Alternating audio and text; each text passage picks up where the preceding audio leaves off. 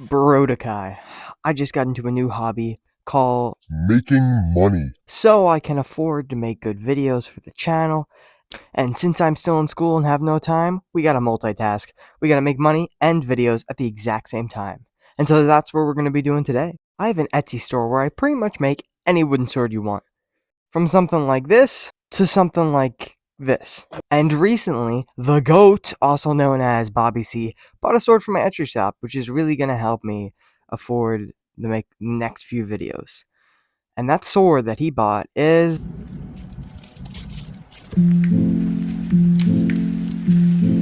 Let's start off with 2 pieces of wood, each about 6 feet long. Trace out your basic shape for the Dragonslayer, and then cut it out.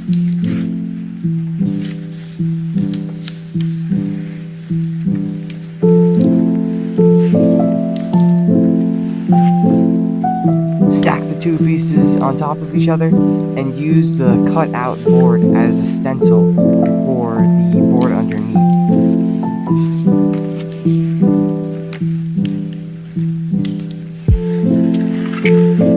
Now get a shoot ton of glue and smack those 2 kids together like tongues on a frozen pole.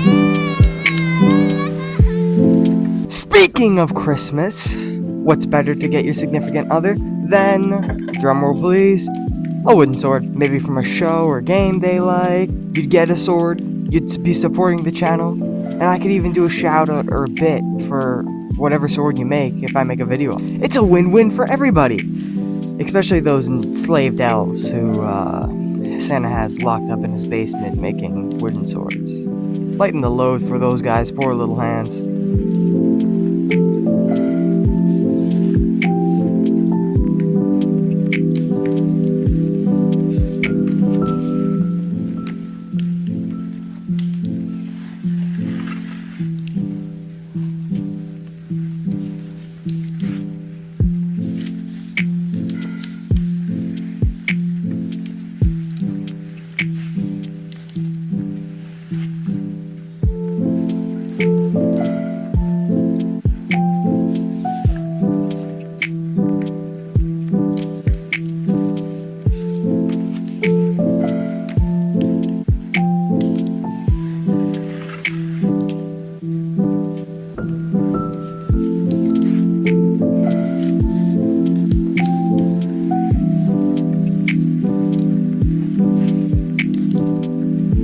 Now let's smooth out the rough edges and make the handle.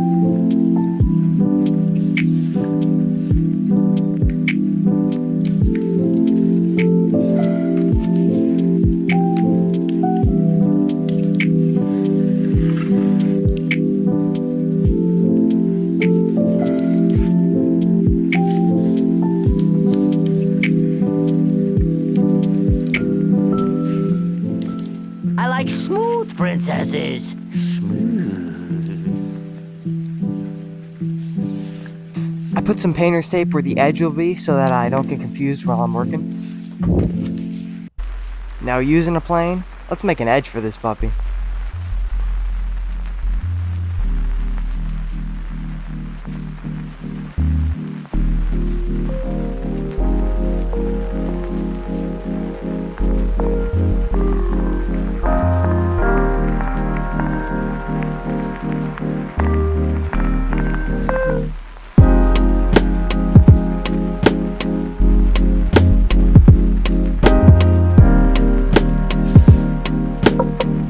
As I was editing this, I realized how quick it looks, but I mean, it really took like 9 hours. It was definitely the longest part of making this sword, defining the edge and all that. But hey, we're done now, and now we can define the pommel and make it look all sexy.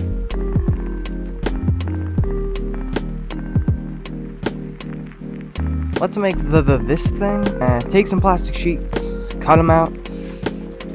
If you don't get a perfect shape, use the belt sander to round it out.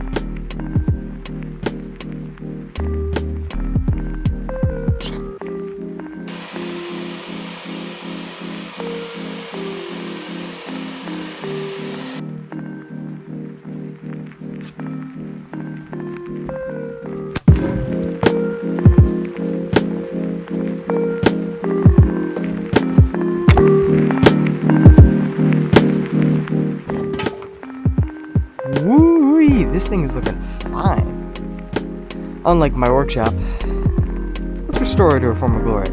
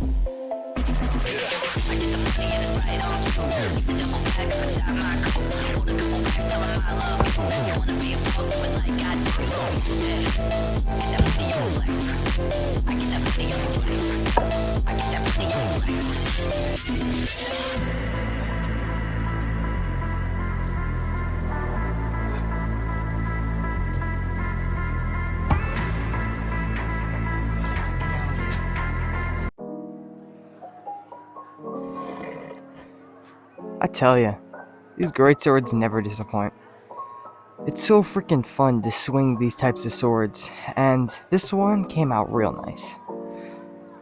You know, I'm a little bit sad to be parting ways with this guy, you know? Like, this is actually the biggest sword I have ever made. And, you know, it brings a tear to my eyes that probably won't ever see it again. But it's alright, and it'll be in good hands. Oh, and fair warning for anyone who wants to buy a Dragonslayer type sword, or at least a sword this tall and long and heavy. These things take a long time to make. They take a lot of attention, a lot of detail, and the materials and shipping is a lot more than any other sword I make. Our boy Bobby C got this thing at a slam deal of $300, and materials and shipping and all of that added up, I'm really not making the enough money that I should be for the amount of time I put into this thing. I mean, that's my fault, you know.